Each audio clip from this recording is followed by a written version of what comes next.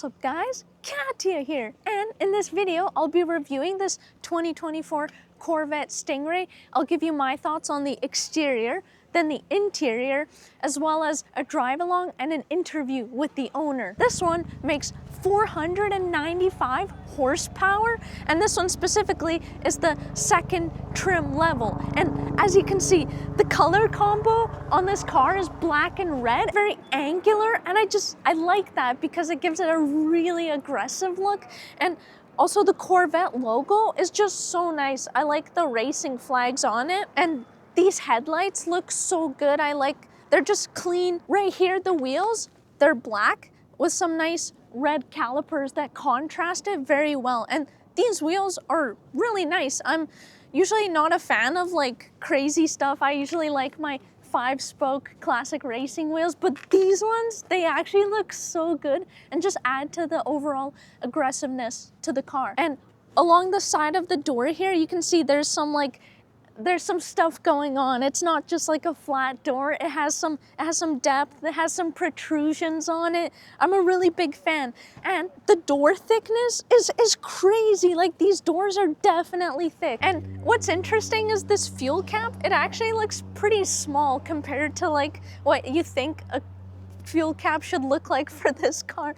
It's actually quite amusing to me. I really like what's going on here, how you can like open this up. This is the convertible part of the car, and you can like open the engine part right here and see it. I love how it stands just like that. Not many cars look like this, so it really adds to the uniqueness and like just the personality of the car. So for the back end, I really like how it says Corvette. It has a really nice font to the letters, and right here it actually has the Stingray logo on top. Looks really cool. And these taillights also just look super cool. I like how they have this like two of these shapes right here. All right, so the door handles for this car are like right underneath this protrusion right here. You just press, there's like a button, and then boom, it opens. Getting into the car, this feels really nice. The seat, yeah, it's a cozy seat. And the owner has this red stripe right here that he added to the car as a feature. And he said he waited a whole extra week just to get this stripe. Honestly, I think it's worth the wait. And the steering wheel feels pretty good. This material is like an Alcantara, I think. Has nice paddle shifters. And what I'm noticing is that these paddle shifters are in a good position. Like, my fingers can easily reach them. Whereas I've been in other cars where the paddle shifters feel a little bit difficult to reach, but these ones feel good. And then the nice Corvette logo in the center of the steering wheel reminds you that you're driving a really cool car. And overall, the cockpit feel is crazy. Like, you know, you're like something cool. Just the contrast of the red and the black, and just the positioning of the buttons, the nice tasteful screen. It's so cool. It's almost like as if you're in like a fighter jet. It also has cup holders right here, which is absolutely awesome. Cars with cup holders definitely get extra approval points. Something I just noticed is that all the like buttons that you'd want, like for climate control and stuff, are just all along this stripe right here, which is so unique.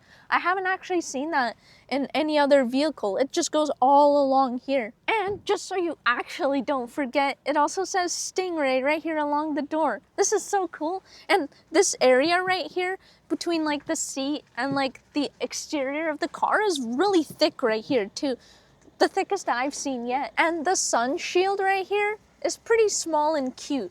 This is kind of like the same as in the Mark V Supra. They just give you a really cute small one. Also, it has a really nice big looking sound system just right here, close to your ear, so you can definitely hear the music very good. And something that is super cool that I really love is these red seat belts. I actually wish that my Subaru BRZ came with red seat belts, just because it makes you just feel a little bit extra cooler when you put them on. Right here inside the seat itself and along some other features, there's actually carbon fiber, so you definitely feel like you're driving a race car. The infotainment system looks really simple and basic, and I'm just a really big fan of that, so I'm really happy to see this in a more newer luxury supercar. All right, now going for a drive along.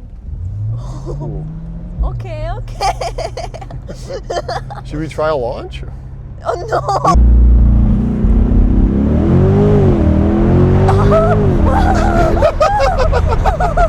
That's pretty much it.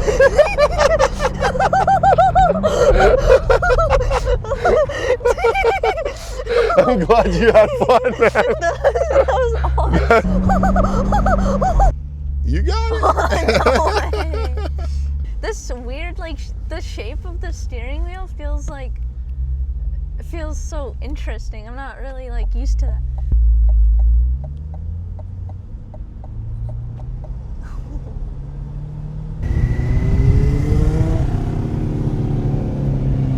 The side profile of this car is so angular that, like, that's what you see when you look out the side view mirror. Yeah, there's a lot of like curves on it that just look aggressive. It's quite the stance, to be honest with you. Yeah. Because they changed the body style quite a bit this year compared to like old Corvettes. Oh, okay. All right, guys. So I'm here with the owner now, Devin. How long have you had this car for? A little bit under a year. I picked it up in June 2024, so it's still a baby. We're trying to take care of her as we move along, but I think I'll try it out for real this summer. We'll see. Yeah. Nice. And why did you decide to purchase this car? I just love the aggressive look of the Corvette. I love the American muscle. I just honestly, it was everything I've ever wanted, and I pulled trigger. So yeah, of course. And you were saying that up to a certain amount of kilometers, you didn't have the full power. Yeah, so it didn't let you rev it beyond a certain limit. I think till about 700 kilometers, 1,000 around there. So it took me a while to break it in. So I haven't actually got to experience the full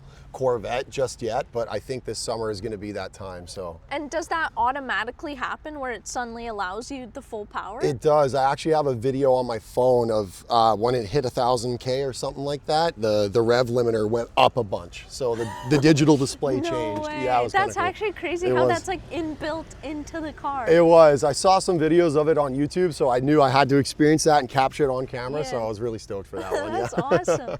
Any modifications on it? I'm too nervous, to be completely frank. Like, I think I'll own this for a couple of years and I'll return it to someone or give it to someone that might do those kind of modifications. But I think for me, I'll keep it stock. Yeah. Keep it stock. Yeah. No, it's a high horsepower vehicle that looks good. So I can understand why you wouldn't want to modify it. Makes me happy. It's a really nice looking car. I appreciate that. Thank you. So your plans are just to keep the car for a couple of years? Keep it for a couple of years, enjoy it, drive the Sea to Sky, maybe go down to Seattle kind of thing, a Soyuz, open it up a little bit. But in terms of modifying and putting all that kind of stuff on it, I think I'll let that be the next guy.